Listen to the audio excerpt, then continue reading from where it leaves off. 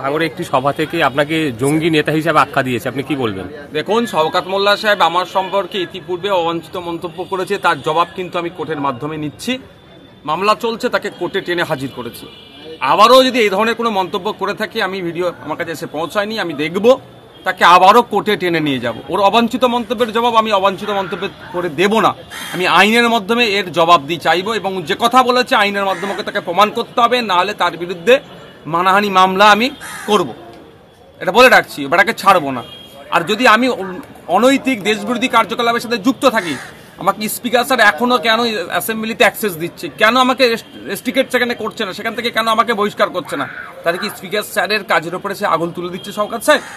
না, রাজ্যের মুখ্যমন্ত্রী তথা স্বরাষ্ট্রমন্ত্রী, পুলিশ মন্ত্রী কেন আমার বিরুদ্ধে ব্যবস্থা গ্রহণ করছে না? তা আমি শুনেছিলাম শওকত সাহেবের সাথে তিনি অভিষেক ব্যানার্জির লবি, তাহলে এই যে মমতা ব্যানার্জি অভিষেক ব্যানার্জি একটা লবি চলছে শুনছি যেটা, তাহলে কি শওকত সাহেব এটা বকলমে প্রমাণ করাতে চাইছেন বা বলতে চাইছেন মুখ্যমন্ত্রী অপদার্থ, অপারক, তিনি দায়িত্বহীন তিনি, যে নওশাদ সিদ্দিকী অবৈধ কাজের সাথে যুক্ত থাকার পরে তাকে কেন অ্যারেস্ট করছে না? এটা কি শওকত সাহেব বলতে চাইছেন? মাননীয়াও এটা দেখুক, আর আমি আমার মতো আইনি লড়াই করব, শওকত সাহেবকে আইনের মাধ্যমে বুঝে নেব। এই যে লাফালাফি করছে, অবাঞ্ছিত মন্তব্যের জবাব বন্ধ করব আমি আইনের মাধ্যমে। ভাঙড়ে একটি সভা থেকে আপনাকে জঙ্গি নেতা হিসেবে আখ্যা দিয়েছে, আপনি কি বলবেন? দেখুন, শওকত মোল্লা সাহেব আমার সম্পর্কে ইতিপূর্বে অবাঞ্ছিত মন্তব্য করেছে, তার জবাব কিন্তু আমি কোর্টের মাধ্যমে নিচ্ছি। মামলা চলছে, তাকে কোর্টে টেনে হাজির করেছি।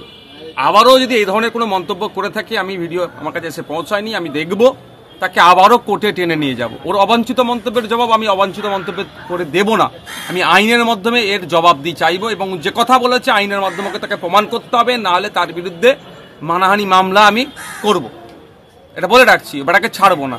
আর যদি আমি অনৈতিক দেশবিরোধী কার্যকলাপের সাথে যুক্ত থাকি, আমাকে স্পিকার স্যার এখনো কেন অ্যাসেম্বলিতে অ্যাক্সেস দিচ্ছে, কেন আমাকে রেস্ট্রিক্টেড সেখানে করছে না, সেখান থেকে কেন আমাকে বহিষ্কার করছে না? তাহলে কি স্পিকার স্যারের কাজের উপরে সে আগুন তুলে দিচ্ছে শওকত সাহেব? না, রাজ্যের মুখ্যমন্ত্রী তথা স্বরাষ্ট্রমন্ত্রী, পুলিশ মন্ত্রী কেন আমার বিরুদ্ধে ব্যবস্থা গ্রহণ করছে না?